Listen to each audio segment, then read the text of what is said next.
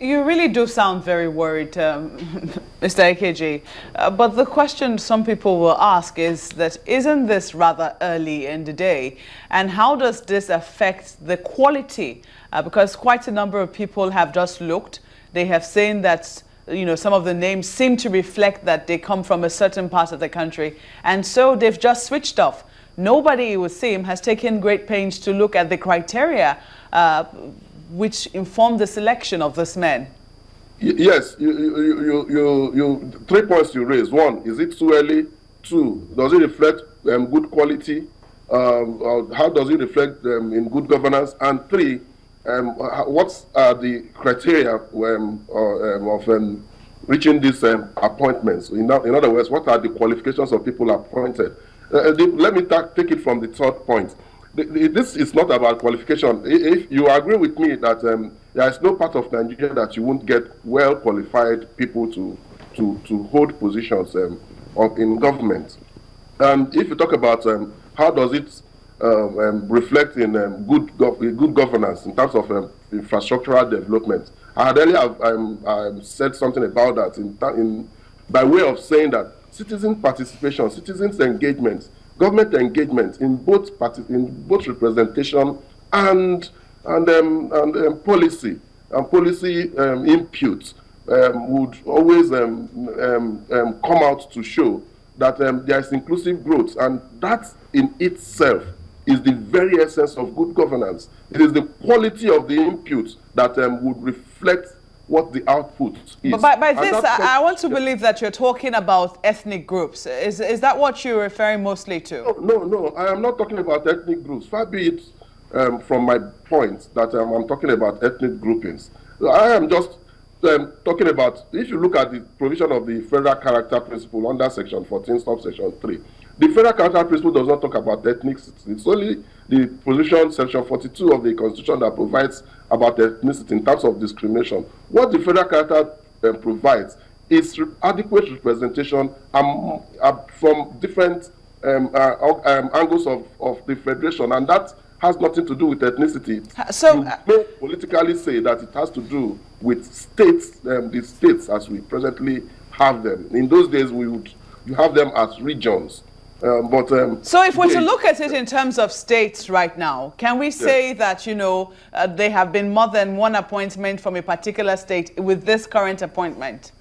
No, I also want to avert your mind again to the present convention that Nigerian political system has developed and recognized, and that is the 6 geopolitical zonings. When political parties and governments presently are doing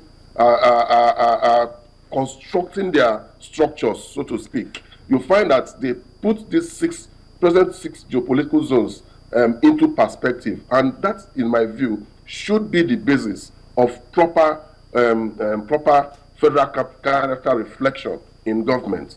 Now, you are talking about is it not being too early? That was the first point you raised. I think I need to address that. I have also said that, yes, we have to give him some benefit of doubt. We have to give the president and the federal government some benefit of doubt, because it may just be quite early in the day. But the perception is what presently is important. People are perceiving the appointments as lopsided.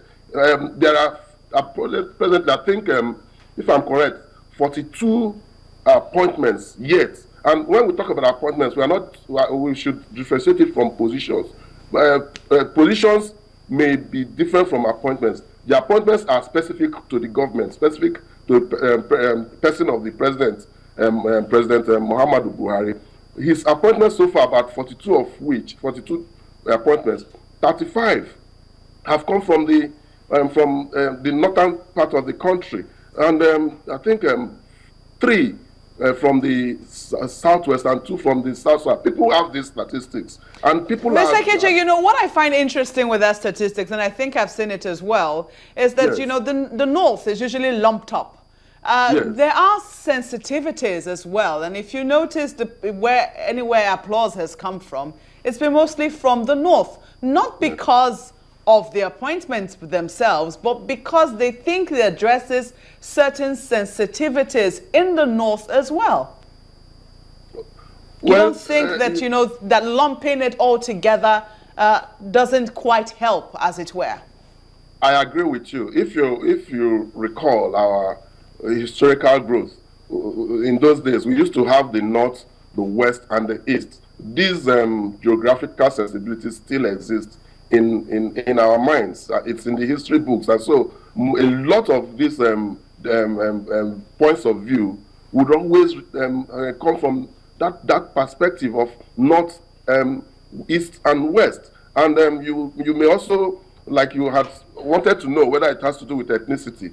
No, it has nothing to do with ethnicity, but you can also say that there is a tripod of majority in terms of Igbo, Yoruba, and Hausa in Nigeria, without putting down the rest of the ethnic groupings. Now, Mr. Ikeji, very quickly, let me come in with this very quickly, because we're almost out of time. You've always been an advocate of professionalism and doing things the way they should be done. Yes. Shouldn't we be looking at the core ethics and professional competence of some of those people that have been given appointment, instead of looking at where they're from? Absolutely, we should. And I'd spoken about that earlier on. We should be looking at their competencies. But I'm saying that these competencies are spread out, should be spread out across the country because of sensibilities. Well, Nigeria is a nation that is built on diverse foundation, and this diverse foundation has its own sensibilities. People have their sensibilities that need to be addressed in terms of citizen engagement, citizen participation, which, in my view, in terms of governance, is one of the tripods of solid and good governance. The other being transparency and accountability. There's no way you will talk about citizen participation or citizen engagement without reflecting, without going to the different nooks and crannies of Nigeria in making your appointments. However, we can say it's still early in the day, but presently there is a perception that there is yet to be that reach out to the different composition, as it were, of the citizenry in Nigeria. So it has nothing to do with quality, in my view, because quality exists everywhere in Nigeria. There is no part of Nigeria that the quality that is required to handle some of these positions do not exist. All right, Mr. Ikechukwu Ikeji, thank you very much indeed for talking to us today. Thank you so much for having me. All right, then. We'll be back in just a moment. We've got another perspective on the same matter, so just hang on a minute. We'll be back.